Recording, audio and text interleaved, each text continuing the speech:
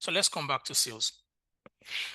Typically, when you hear the word sales, now I'm talking process now, I'm not talking debit and credit yet. When you hear the word sales, two things come to mind. Sales is price most times versus, times quantity. So I'm talking process now.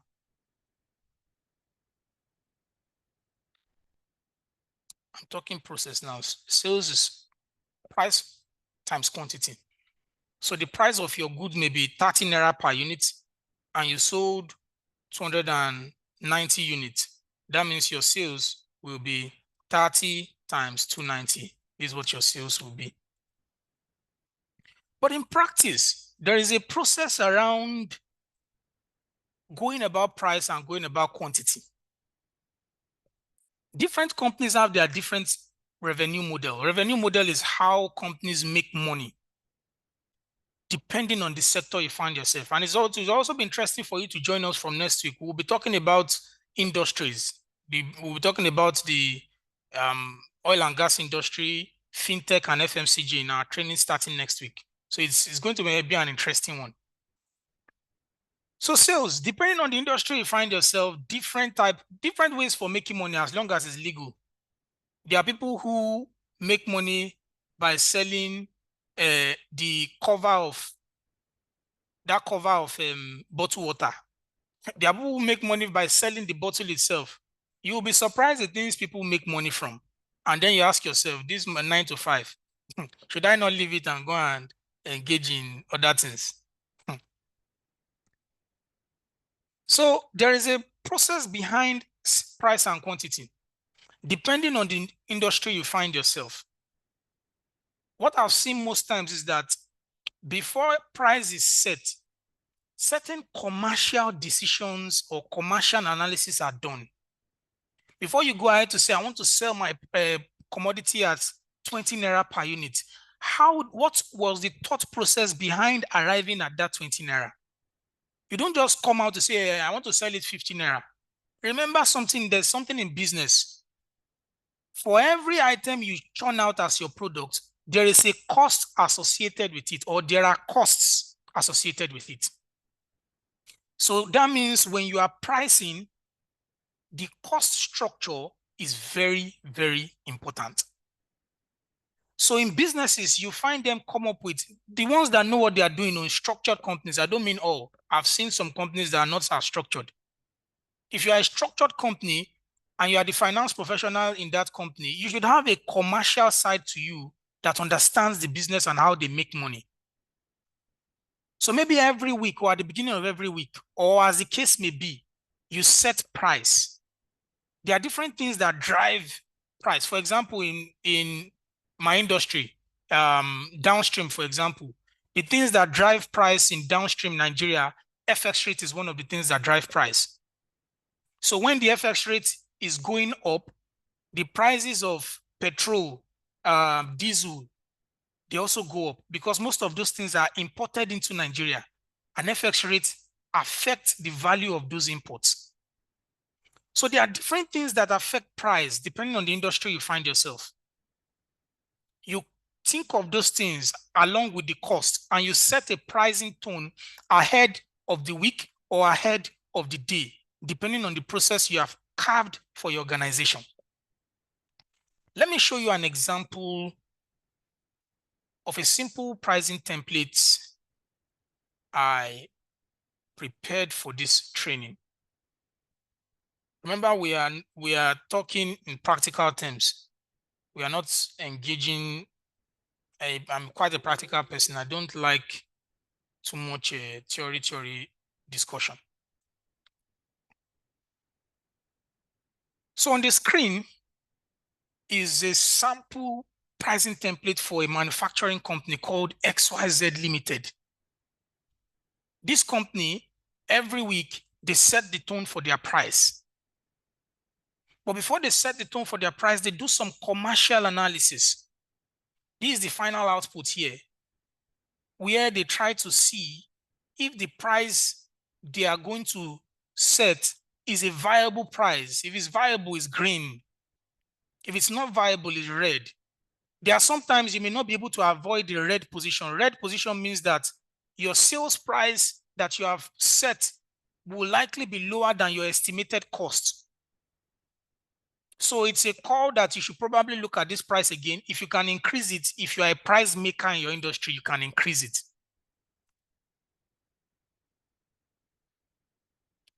If you cannot increase it, you accept the price.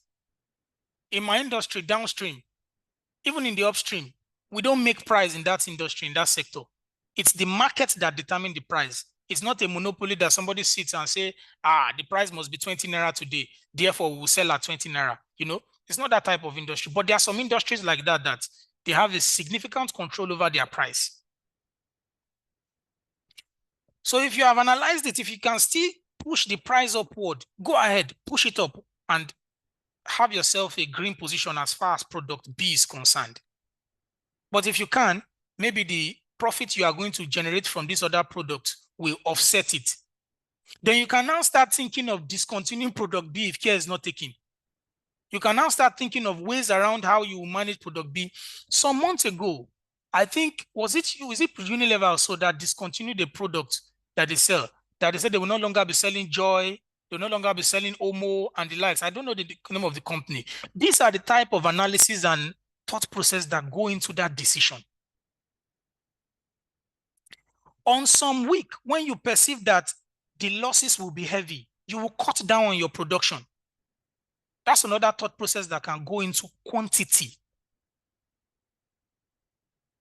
So on some week, when you see that your gross margin will be massive, you will speak with your factory people that please let us push up production so that we can amass as much gross profit as possible. These are the processes that happen in practice as far as sales is concerned. Some companies may have a commercial department, some will have sales department, but regardless of how you look at it, finance must be involved. If you are a finance professional and you are not leading this type of conversations in your organization, you are probably just doing only debit and credit in that company, and that's not good for you. So don't let me overflog that. We might talk more about it in our training from next week. Let's go now to the debit and credit. We have talked about the process. Remember what we said about the process. Depending on the company, different companies have the way they make money. At the beginning of every week, or maybe every day, or maybe every month, the pricing, you set the tone for pricing. You come up with a commercial analysis that helps you pick the most favorable, the most viable price for each of your products. And most times, once you pick it as a finance person, you may not have the power to approve. A higher authority like the managing director or CEO approves the price and it becomes what will go out to the customers. You are supporting making money as far as the business is concerned. All right. Okay. Don't worry, I will share this simple template. Mind you, this template of pricing that you see here is not cast in stone. Remember, it's depending on the nature of the business. You can just use the principle around this to create one for your own business. So that is the typical process you'll find around pricing and quantity in businesses. Let's look at the double entry.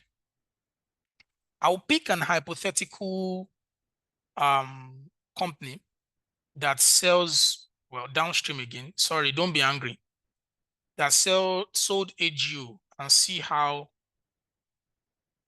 that was treated. I'll pick an hypothetical company that sold AGO as for sale.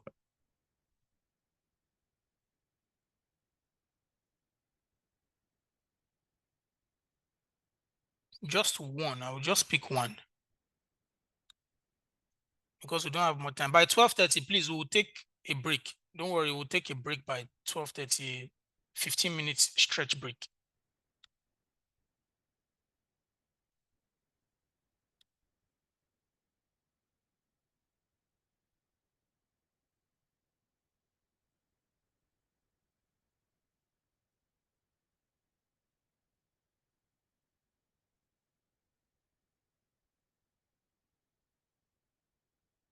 Okay. So here we go. Take a look at this invoice. We have delivered it to the customer. Once it is delivered to the customer, let me see if I uploaded that document, something like a goods received note. Okay, this is a way bill. Now, still talking process. So you have something like this, a way bill. In practice, before double entry, when the goods is exchanging hands between your company and the customer, there should be a document to evidence that the customer have picked that goods. It may be as simple as a mail correspondence from the customer, but it's advisable to come up with a uniform document like a way bill, like a delivery note. Way bill, delivery note, those are the things you mostly see. If you come down here, you see the customer, the company here signs, and the customer here also signs to attest that they received a certain quantity, 45,000, but this document may not show the price. It will most likely show the quantity, the condition of the product. Sometimes it will show you the time, 12 a.m., right? And the names of the people that picked up the product on behalf of the customer. Both parties sign. After the way bill, you have an invoice which you issue to your customer. That's if they have not paid yet. Most times in practice, what I always say is that an invoice is a formal way, is a subtle way of asking for your money. I've given you product, I've given you service. Pay me my money. That's invoice for you. So we sold diesel to these guys at the price of 610 naira, 15,000 liters. This has been delivered to them. Remember what I said about pricing and quantity? All this tone, strategically, they would have been set ahead from the beginning of the week or from the beginning of the day. All these invoices that will now get to the cost to accountant, GRN that will get to accountant, you are just seeing the execution of a strategy that has been set right from the beginning. Then you will now pick it and post. So how do we post a sale of goods? Here is an example for this particular transaction. 15,000 liters, 610, 9150, that's 9.15 million. Then VAT was charged at 7.5% because in Nigeria now, VAT is to be charged on AGO. And the total cost is 9.836250. How do we post this? It takes us to the debit and credit.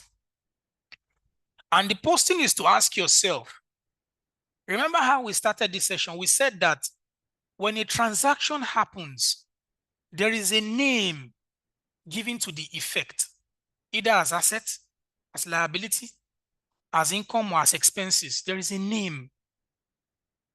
So as this transaction of sale of goods has happened, which of the elements does it affect? That's the next question you ask yourself. Let me move to Excel now to analyze this further. And I hope my people are following me here. So we mentioned those elements as assets, liabilities, equity, income, and expenses. We said that when a transaction happens, it affects these guys. Now, if you sold goods to your customer, most likely on credit, it means that your customer owes you that money. And at the same time, you are earning an income from that customer. So most times when transactions happen, always try to look at it from how it will affect your financial position and your financial performance. Once you can see those two jump points, you would be able to decipher how it affects it. So from a financial position standpoint, they owe me money. That's an asset. From a financial performance position, I've earned an income. So my asset is increasing because they owe me money. And my income is also increasing because I've generated an income. How then do we treat the debit and the credit? I'll just put up here, debit, credit. When your asset is increasing, you debit it. When it is decreasing, you credit it. When your liability is increasing, you credit it. Some people have an acronym around this. If you have those acronyms, you can share on the chat box or when we engage further. Same thing with equity, the same debit and credit style. For income, the same debit and credit style. And for assets, it's also for expenses rather. When expenses are increasing, you debit it, and when they are decreasing, you credit it. So this is the typical double entry approach of how transactions can affect the elements. Remember what we said earlier. When you sell goods to your customer, one, the customer owes you. That is an asset. Two, you have generated income. Those are the two effects. So your asset is increasing and your income is increasing. Simply put, if I bring that to debit and credit, so if my asset is increasing, that means I am debiting my asset. Look at asset increase, debit. If my income is increasing, that means I'm crediting my income, credit, income. This is what you will see as the double entry as it affects the elements. We can now take it a step further to ask. Asset is a broad name. Remember how we defined elements? We said elements are broad. We then need to come up with a specific name for that asset in our accounting records. We need to come up with a specific name for that income in our accounting records. That's where the concept of general ledger comes in. General ledger, that's where it comes in. So you start giving names to each of these assets or income. When you sell goods to your customer on credit, the practical name we call it is trade receivable. When you sell goods to your customer on whether credit or not, it goes into what they call revenue. There's one part we should not forget. You also charged VAT on that invoice, and that VAT is not for you. The VAT is for the government. So the substantive effect of that is that you owe the government that VAT. Therefore, there is a liability in this case. So if liability is increasing, you credit it. That's the third impact, credit liability. And in practice, some people call it output VAT liability, some call it VAT liability, but let me just call it VAT on invoice liability. So these are the possible accounts. This is how it will affect the elements. These are the GL accounts that it will affect in our books. And voila, we can post our invoice. So let me go back to our accounting system. This is just to explain how that transaction has affected the element. Remember what we said from the beginning. When transactions, when events, when conditions happen, they have an impact on the business. The name given to that impact, the broad name, is elements of financial statement. And what are the elements? Assets, liabilities, equity, income, and expenses. So let's go and post. Let's go.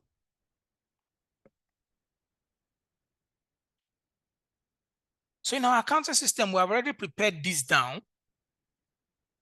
We have seen that the general ledger account affected by this particular transaction is number one, trade receivable. Number two, revenue. Number three, VAT on invoice liability. Let me create another space. In practice, there's also what they call sub-ledger. Sub-ledger is to say if you are dealing with different customers, like you will see in most businesses, create an individual account for each of those customers. If you are dealing with different vendors, create an individual account for each of those vendors. So we can say the name of that company is Kemit. So KERCUS001. Saying Kemit customer 001. That's the subledger. If we want to associate with the element, trade receivable is an asset, revenue is an income, VAT on invoice liability is a liability. Remember, all general ledger accounts must be associated with an element. All.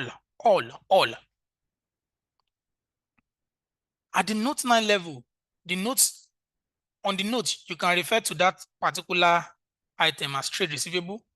You can refer to it as revenue. To be specific, we can even call this revenue AGO in case the company has different sources of revenue. So we can term it revenue, and we can term this the note line, let's say statutory payable, because it's a tax. So we can put it into a broader bucket called statutory payable. And the particular financial statement content this affects here, this one is statement of financial position. This one is income statement or statement of profit or loss. This one is also statement of financial position. So this here, we can see, some people can call it chart of account. A chart of account can be as simple as this, showing you all the general ledger accounts you have. So we can call this chart of accounts. The next thing, let us go and post. Follow me closely because I might be doing some little Excel tricks as we proceed. So I'll call this, following Mr. Shimon Prosper's suggestion, I'll call this general journal.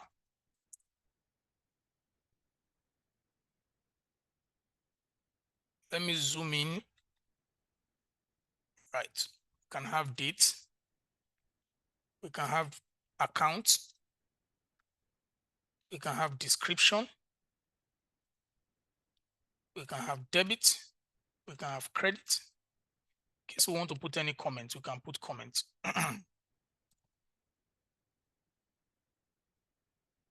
To make it more efficient, I will turn this to a table so that any formula we put or anything, it just flows, and it's when we're using pivot table, it will be easy to pick from it. So I will just say Control T, and I click on my table has headers, and I say okay.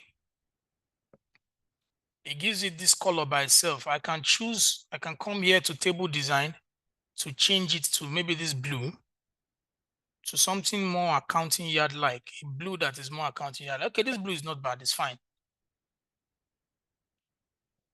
So it's time for me to post that invoice. Let me go back to the invoice to pick the date. The date on the invoice is 18th January 2020. I come back to my account. 18th January 2020. For the account affected, we're supposed to pick it from here, this GL ledger account. So we don't make a mistake, we'll create a data validation that links it from here. So data validation is for me to come to data. Under data tools, you click on data validation. Then it's asking me, you want to create a drop down from where? From a list. Where's the source of that list? I click into this box, come to this sheet. The source is from this column B.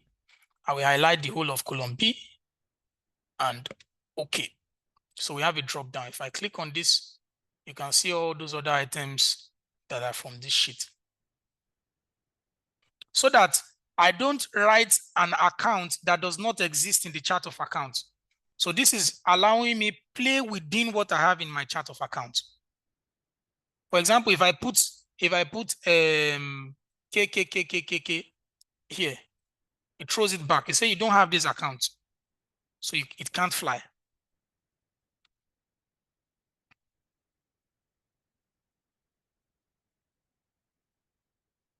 So I debit the trade receivable.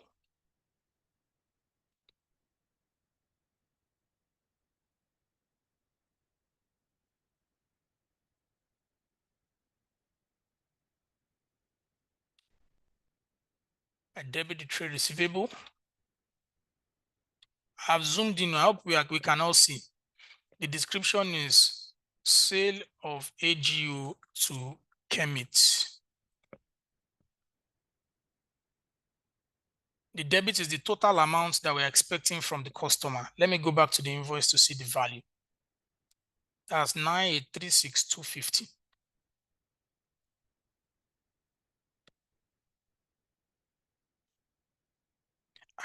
They said I should reduce the screen size again. I increased. What do you people want like this? I've increased it again. I've reduced it rather. 9,836,250. Then for the credit is no. The credit still 18th of January. I'm crediting revenue.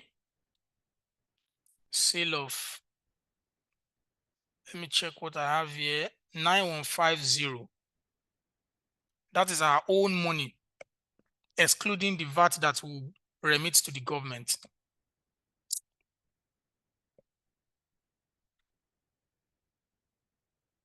And on the 18th of January again, no, this shouldn't be. Then we have VAT on invoice.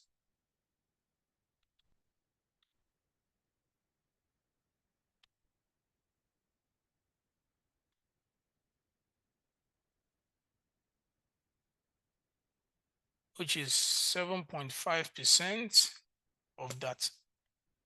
So by so doing,